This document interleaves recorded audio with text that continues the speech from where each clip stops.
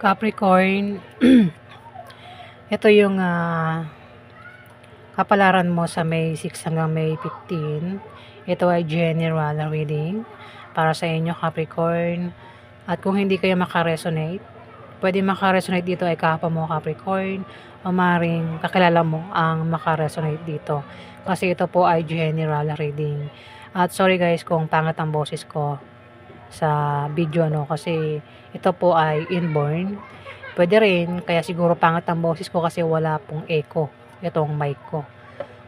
Sobrang linaw ng boses, talagang halata yung pangit na boses, Pero hayaan nyo na, ang importante, malaman natin yung kapalaran mo, Capricorn. Diba? Yun yung importante. Wala tayong matututunan sa pangit na boses, diba? Hindi yun ang hanap natin. Ang hanap natin yung kaganapan sa buhay mo, Capricorn. So, umpisahan na po natin. Kaya na kay Capricorn sa May 6 na lang.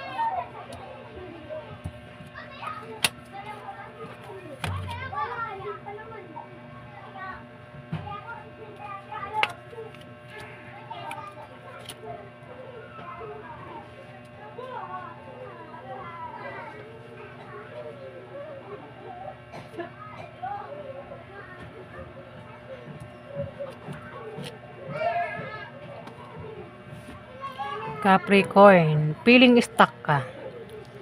Wala kang magawa. Meron kang pakaramdam na parang wala kang magawa.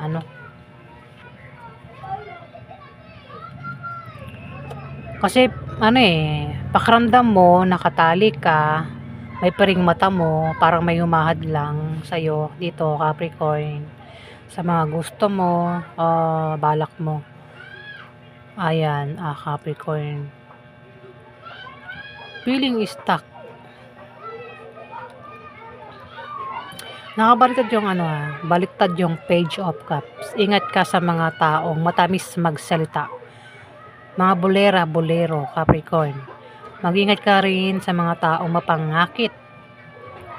Ayan, maring may motibo ang taong ito, Capricorn.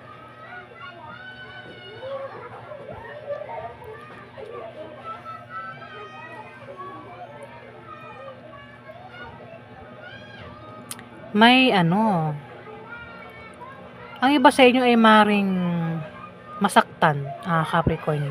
Kaya nga sabi ko mag-ingat sa taong bolero. Mapangakit kasi maaaring masaktan ka o mabigo ka, Capricorn. Kung may manliligaw, wag basta-basta maniniwala, wag ibigay yung yung tiwala agad.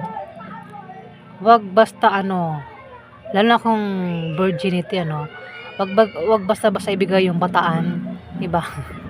Lalo pag binigay mo 'yan, paano mo mababawi 'yan, 'di ba? Sa bandang huli, yun lang pala yung gusto niya sa'yo, Capricorn. Hindi mo na mababawi kapag nakuha na yung virginity mo, 'di ba? Talagang virginity, Yung bataan mo kapag nakuha niya na, hindi mo na mababawi 'yan. Kasi yung ibang lalaki, yun lang ang habol. Ayan maaaring masaktan ka at mabigo ka. Kung may manliligaw, kilalanin mabuti, kaibiganin, 'di ba? Yung iba nga umabot pa ng ilang buwan bago niya maging karelasyon yung manliligaw niya. Kasi yung ibang manliligaw diyan ano lang yun lang habol katawan lang habol. Ayan, wag basta-basta maniniwala Ayan, maaaring masaktan ka o mabigo ka, Capricorn. Kaya pinag-ingat ka sa taong matamis magsalita, bolero. Puwede rin naman 'yan na kung patungkol sa pera baka scam Ayan, basta mag-ingat ka, Capricorn sa mga ganyang klaseng tao. Kasi maaaring masaktan ka nga ayan kabiguan at masasaktan ka dito, Capricorn. Kaya pinag-iingat ka. Dito, ikaw daw ay makakaramdam ng katamaran, kapaguran dito.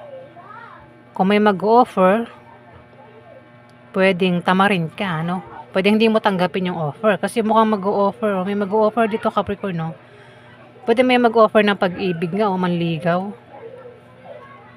Kung ex na, wag nang tanggapin yung ex kasi ex na yun kumbaga kilala mo na yung ugali niya. Uulitin niya uli yung ginawa niya sa'yo. Hanap ng kapalit hanap ng bago, wag nang bumalik sa ex kasi kaya nga kayo naghiwalay kasi alam mo na yung ugali niya 'di ba? Meron kang inayawan sa kanya. Kumbaga sinuka mo na yung ex mo Kapag binalikan mo yung ex mo, parang kinain mo lang yung sinuka mo. Ayan, may mag-o-offer uli ng pag-ibig. Hindi ko lang alam kung yung ex mo yan o bago na yan nakarelasyon. Pero kung bagong lalaki ito na mag-o-offer sa'yo ng pag-ibig, kilalanin mo muna. Capricorn, huwag ka basta-basta magtitiwala. Kung hindi pag-ibig ang ialok niya, pwedeng mag-alok ito ng pera, pautangin, di ba? O mag-alok ito ng trabaho, sideline, o magtayo ng business. Ayan, may mag-offer daw rito, Capricorn. Pwede rin na baliktarin mo. Pwede ko yung mag-offer sa kanya. Ayan. May rin, pwede makatanggap ka ng tawag, chat message. Baka maimbitahan ka. Ayan Capricorn. Yung nga lang, makakaramdam ka rin ng katamaran dito. Tinatamad. Parang pagod na rin.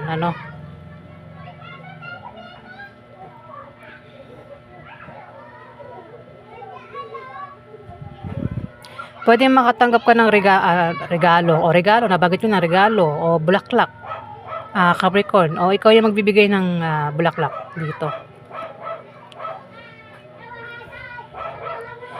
Dito nga nabanggit ko may mag-offer nga, pwedeng katamaran mo, pwedeng hindi mo tanggapin yung offer, pwede rin naman tamarin ka sa ginagawa mo, tinatrabaho mo, o tamarin ka na sa relasyon mo, Capricorn. Kung saan pa ito ng parte ng buhay mo na tatamarin ka nga daw, parang tinatamad ka nga. Paulit-ulit tinatamad. Walang gana. Ayan Capricorn. Pag-isipan, kung may offer pag-isipan bago tanggapin yung offer. Kasi pwede magkamali ka o maaaring masaktan ka May 3 of Swords dito, baka masaktan ka o mabigo ka.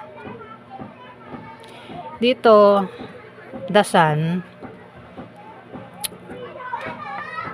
meron kang pakiramdam na parang wala kang magawa sa kung ano man ito, Capricorn. Pero dahil tumapat sa kanya yung the Sun, makakaalis ka na dyan, Capricorn. Kung hindi maganda ang tulog mo sa gabi, ayan, magiging maayos na yung tulog mo sa gabi. Para sa ibang Capricorn, hindi lahat ito para sa ibang Capricorn. The Sun kasi, pwede rin na magkaroon ka ng kaliwanagan dito, Capricorn. Kung may sakit, gagaling yung sakit physical man o emotional, kung nangyari na ito. Kung may nanakit na sa'yo o may nakagawa siya ng hindi maganda o nabigo ka, gagaling na o makaka-move on ka na, Capricorn. Physical man o emotional. Pagbangon din ito sa kahirapang pinagdaanan mo. Ito yung solusyon sa kahirapang pinagdaanan mo, Capricorn Kaya yung pakaramdam yung mararamdaman mo rito. Dito, hindi maganda ang tulog mo sa gabi, dito. Kasi dahil may ano eh, may bolero, dahil sa may taong mapangakit. Oh, pwedeng nakagawa yan sa'yo ng hindi maganda. Oh, pwede, sorry guys. Talagang budol ano. Pwedeng niloko ka. Kasi nga matamis magsalita eh, 'di ba? Ganyan ang mga manliligaw eh. Hmm.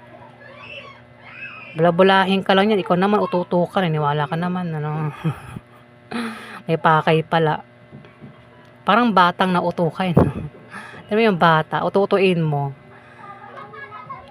Napaniwala agad, ganun. Pero kung hindi na tayo bata, kailangan mag-matured na yung utak natin ano.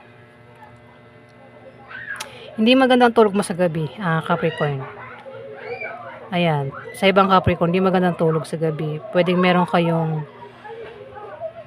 may mga problema o maring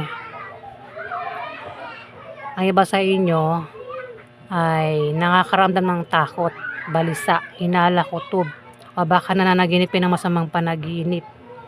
Pwede rin nga na meron kayong pinoproblema rito. Pero dahil may dasan dito, kung nangyari na ito, pwede makalis ka na dyan, Capricorn.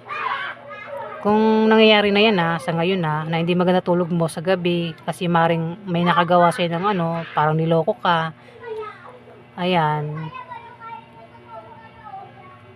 dasan na, ibig sabihin, nakakalis ka na dyan. Kumbaga, magiging maganda ng tulog mo sa gabi. Dito, Four of Pentacles na baliktad, naka-reverse, maring meron ka raw na walang ambisyon o mangyayari pa lang ito, Capricorn. O maring tinatamad ka sa ginagawa mo. Ay, sorry guys. 4 pala ito, no? Sorry guys, mali ako Ingatan mo raw ang pera mo at gamit mo. Dahil maaaring mawala yan. Yun. Maaaring iba sa inyo. Kaya siguro, mukhang patungkol sa pera. Hindi sa pag-ibig, sa pera. Pwede rin kasi mayroong manliligaw. Pineperahan lang naman, ano. Yung pala, yung manliligaw, magnanakaw pala, no. Ayan, kaya pala pinag-iingat ka sa bolera. Ay, bolera. O matamis magsalta o mapang-akit kasi pwede may magnanakaw. Kaya pinag-iingatan ng iba sa inyo na mawala yung pera mo at gamit mo, Capricorn, na sobrang hindi ka magiging masaya kapag nawalan ka ng pera o gamit. At isa pa yung dahilan kung bakit hindi magandang tulog mo sa gabi kasi maaaring nawalan ka nga ng pera o gamit. Ayan. Talaga, nabubulol na si ako. Ayan, sorry guys kung bulol-bulol ako Ayun.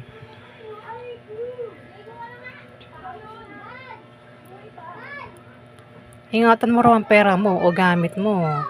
Dahil posibleng mawala. O kung aalis ka, ay ingatan mo yung pera mo, gamit mo, Capricorn. Wheel of Fortune, magtatagumpay ka raw dito sa kung ano mo itong binabalak mo. Pag mo, Capricorn, success din ito. Ayan, kasi may mag-o-offer. Ayan, magtatagumpay ka naman daw, Capricorn. Kung utang, maaaring makabayad na sa utang. May pagtulong dito maaaring may tumulong sa'yo. O ikaw yung tutulong. May paggabot ng pera, Capricorn. Kung may makita kang homeless, pwedeng bigyan mo ng pera. O maaaring ito ay pera galing sa sideline. Basta may paggabot ng pera dito, Capricorn, sa May 6 hanggang May 15. Pwedeng sahod mo rin ito. O offer, pwedeng mag-offer ng pera.